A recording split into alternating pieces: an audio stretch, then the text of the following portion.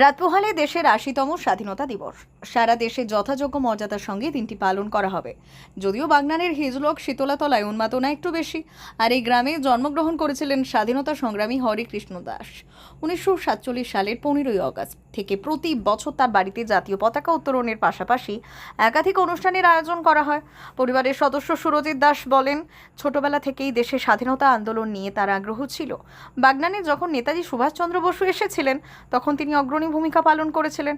স্বাধীনতা আন্দোলনে বাঘা যতীন যখন আত্মগোপন করেছিলেন তখন তার সুরক্ষার দায়িত্ব ছিল হরেকৃষ্ণ দাসের ওপর। আর সেই কারণে বাঘা যতীন শহীদ হওয়ার ইংরেজদের ধরপাকড় শুরু হলে তিনি বাংলাদেশের শিলাইদহে আত্মগোপন করেছিলেন। যদিও পরে তিনি বাড়ি ফেরার পর অস্ত্রসহ ইংরেজ তাকে গ্রেপ্তার করে। তিনি উড়িষ্যার জেলে ৬ মাস বন্দী ছিলেন।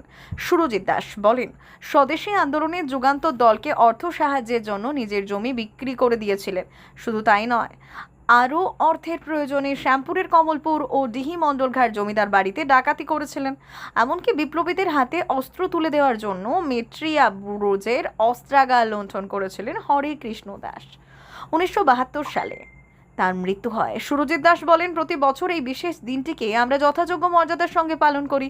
এবারেও তার ব্যতিক্রম হবে না। বন্দে মাতরম, বন্দে মাতরম, বন্দে মাতরম। হরেকৃষ্ণ দাস আমার ঠাকুরদা। হরেকৃষ্ণ দাস ছিলেন একজন স্বাধীনতা সংগ্রামী। বাগনানে যখন নেতাজি এসেছিলেন, কংগ্রেসি হয়েও কিন্তু হরেকৃষ্ণ দাস অগ্রণী ভূমিকা নিয়েছিলেন। বাগনানে যখন বাঘা যতীন আত্মগোপন করেছিলেন, আর হরেকৃষ্ণ দাস বাঘা যতীনের সুরক্ষার দায়িত্বে ছিলেন।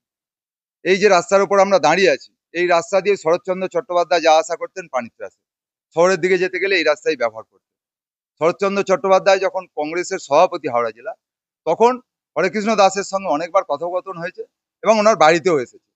সর্বোপরি বাঘা যতীন যখন শহীদ হন, তারপরে যখন ইংরেজ পুলিশ ধরপাকড় আরম্ভ করে, হরেকৃষ্ণ দাস বাগনান স্কুলের প্রাক্তন প্রধান শিক্ষক অতুল সেনের সহযোগিতায় বিশ্বকবি রবীন্দ্রনাথ ঠাকুরের আনুকূল্যে বাংলাদেশের শিলাইদহ গ্রামে আত্মগোপন করেছিলেন।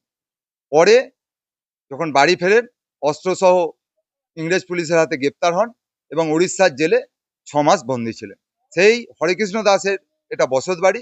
সেই বসত বাড়িতে আগামীকাল স্বাধীনতা দিবস পালন হবে, যেটা ১৯৪৭ সাল থেকে আজও পর্যন্ত একইভাবে পালন করা হয়ে আসছে। হরেকৃষ্ণ দাস তো নিজের জমি বিক্রি করে অস্ত্র কেনার টাকা দিয়েছিলেন যুগান্তর দলে। সেই টাকাতেও যখন না কুলিয়েছে, তখন তিনি স্বদেশী ডাকাতিতে যুক্ত হয়েছিলেন। স্বদেশী ডাকাতি করেছিলেন কমলপুর ডিহিমন্ডল ঘাটের জমিদার বাড়িতে, মেটিয়াপুরুজের অস্ত্র কারখানায়, এবং সেখানে সহযোগিতা করেছিলেন বিপিন বিহারী গাঙ্গুলি মহাশয়। ১৯৭২ সালে তিনি মারা যান।